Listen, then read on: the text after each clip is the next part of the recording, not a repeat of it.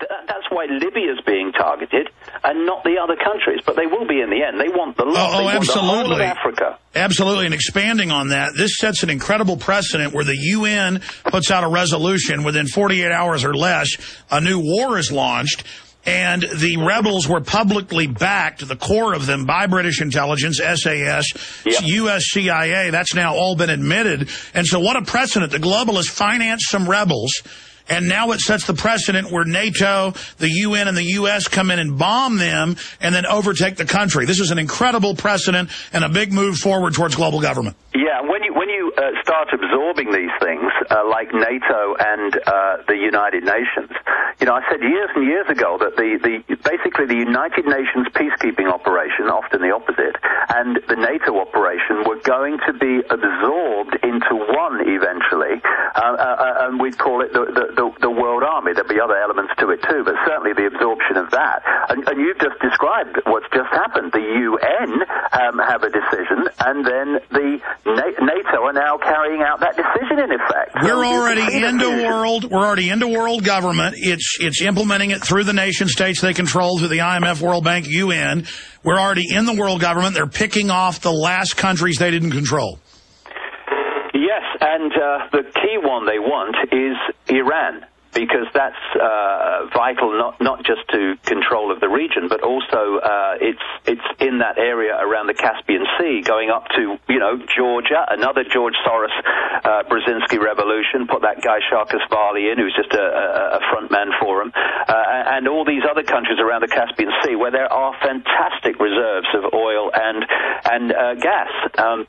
So if this map, if people carry it around with them or keep it with them, they can unless something intervenes here, they can start ticking these countries off, because that's not a real a map to them. It's a wish list. That's what it is. And they've been David, planning this for so long.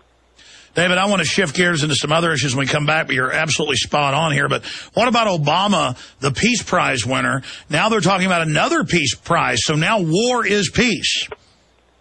Well, this is the mind game that's going on, Alex, that we've been talking about.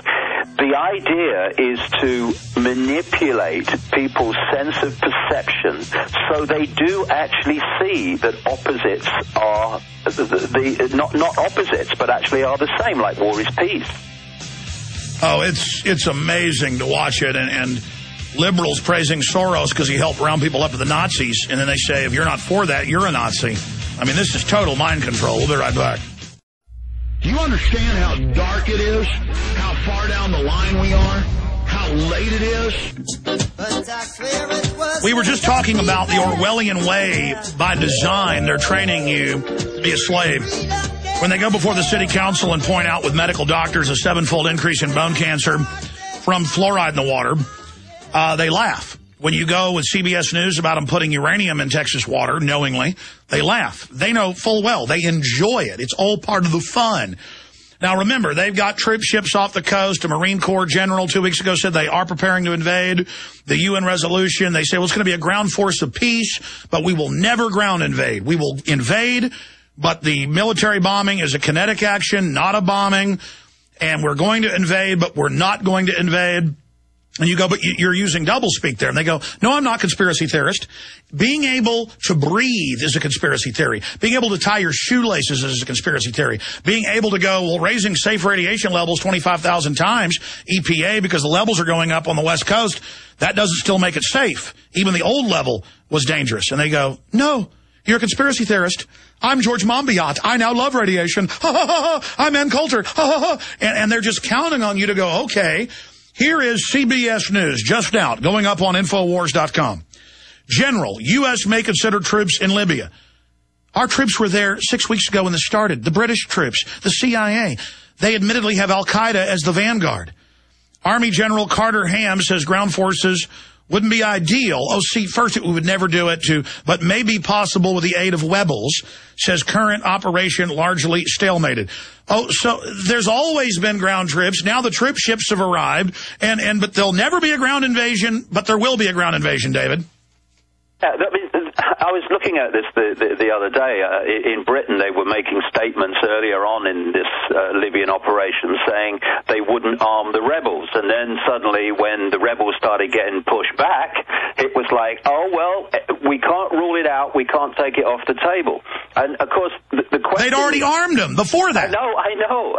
But the thing is, if this rebel army, or whatever you want to call it, does not take the country, and they're clearly not going to take the country the way things are going or anything like, then they'll just up the ante and up the ante and up the ante and go back on assurances that they had before, because the idea is to take the country.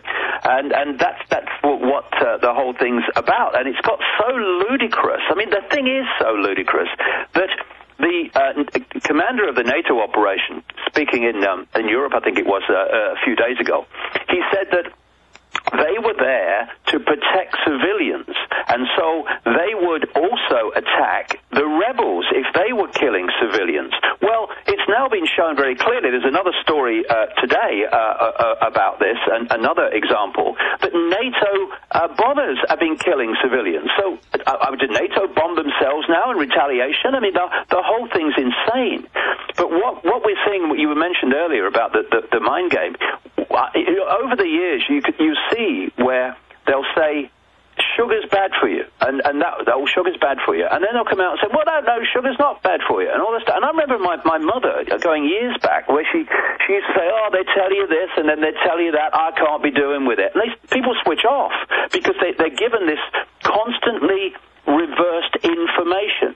It's good, it's bad, it's good, it's bad. And eventually they're looking for a switch-off point, and that's what's going on with all this mind game.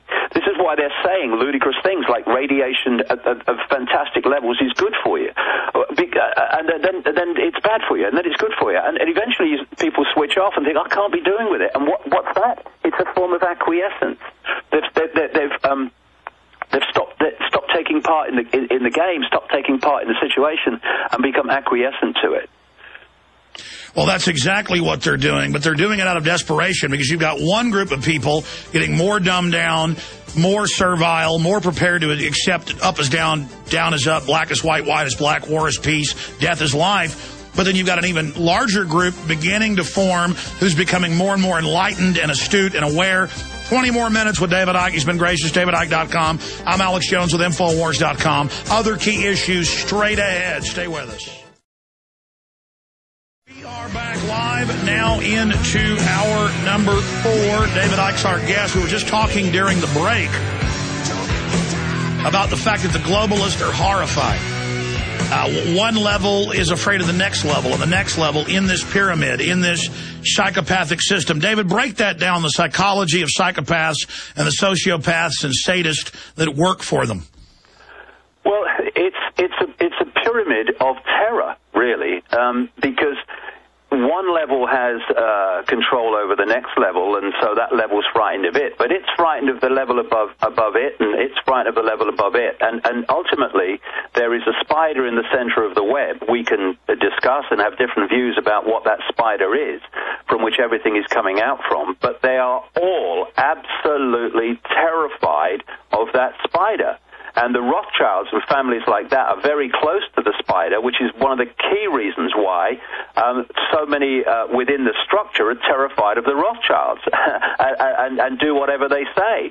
So you look at these people and, you know, like Soros, you know, on one level he will have power, but he's carrying out an agenda for those much more powerful than him, and woe betide if he doesn't do it, and doesn't do it the way he's told to do it, and isn't successful in what he's told to do. So they seem kind of arrogant on one level, and I'm sure they are, but there is this constant pyramid of fear, and what they've done is transfer that structure, if you like, into human society, if you look at it, which is a society overwhelmingly based on fear. Fear of tomorrow, fear of what's going to happen next week, fear of this, fear of that. The whole of human society is based on fear, and it's a reflection of the structure that is controlling human society, which is completely based on fear. And like I say, they're terrified of the Rothschilds when they come to call, because the Rothschilds are so close to this spider, whatever we choose to believe it is. continuing, what do you expect to see them doing now as they come more and more out in the open? Because we've already revealed them, so now they've got to reveal themselves in their own way. Well, I said this years ago. There was always a time when they had no choice but to put it on public display, because when you're manipulating over a long period of time behind the scenes in the shadows to turn the world into a certain structure, into a certain way of operation, a certain way of control and enforcement, then there comes a time when that society has to start becoming obvious to people, because if it doesn't, then you're not going to introduce it. And I said years ago, there's going to come a window of time when we're going to see this come into public display, and it's going to be undeniable where it's going. And we're entering that period now very, very quickly. And the idea is to throw everything at us. We must be strong. We must be calm and not panic and not get caught in the whole wave of fear and all the rest of it, because they are in the period where they're going to throw everything at humanity to put us in a state of acquiescence that they can come along and say, we are the people that can sort it out. But to sort it out, this is what's got to happen. And also, through these dumbing down, constant shocks, constant sources for fear and worry and terror, to put people in the mental and emotional state of the mouse in the laboratory maze, where we basically go into almost a zombie-like state of acquiescence, where we don't almost need controlling anymore, because we've just basically gone into a zombie state, and we will do whatever we're told to do. And if people say, that's not possible, well, it's happening in China. I mean, have you seen people lining up in factories in China before going to Stay there. Let's talk about it when we come back. We've called it cognitive dissonance. People being conditioned in their comfort zones to just parrot and repeat what they've been told. And as the corruption gets worse and worse, people don't want to admit they've been conned, so they burrow deeper into denial. Some people wake up. The media calls us conspiracy theorists. Day one, the West launched the attacks in Libya with the rebels. It's Al-Qaeda. They're getting ground troops ready the whole time. The Marines admitted it 2 weeks ago. Now, CBS News, they're getting ready to invade with ground troops if needed. They've been there the whole time. And Glenn Beck, in his last show on Fox, when he said he was being kicked off, and that's the inside thing, he's being kicked off, he says they've decided he's going to leave. Because even that much truth was scaring the system. They tried to co-opt us. It didn't work. Beck's now obsessing on the normalcy bias that we've talked about over the years. The normalcy bias refers to mental state people enter when facing a disaster. It causes people to underestimate both the possibility of the disaster occurring and its possible effects. And the famous cases are people, as the buildings are smoking, going back up 20 flights of stairs to turn their computer off, their light off.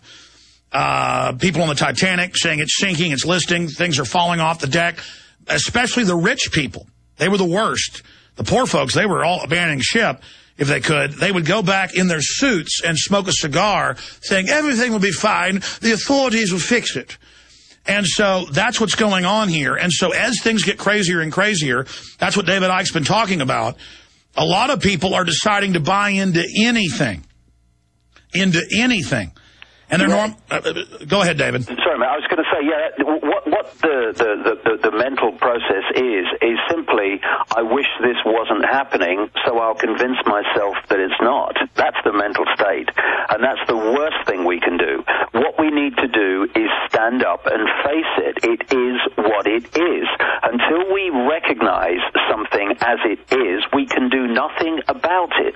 And lots and lots of people, no question, lots of people are going to go into massive states of cognitive dissonance and denial. They already are, because they don't want to face the truth of what's happening, so I'm going to convince myself it's not true. And that's why a lot of people like us get attacked, because it's the equivalent of, I don't want to hear it. Change the subject, okay? Don't want to hear it. And when people don't want to hear you saying something to them, because they don't want to be reminded actually of what's going on. And so some deep level they know is going on, but they don't want to face it. This is the time when we're going to see the wheat and the chaff. This is the time when we're going to see those that have the courage to stand up and those who just want to run away and hide, because we're now at the point that it's a fork in the road. I've been talking about this for so many years, the fork in the road. Are we going to go that way or that way? And it's choice time.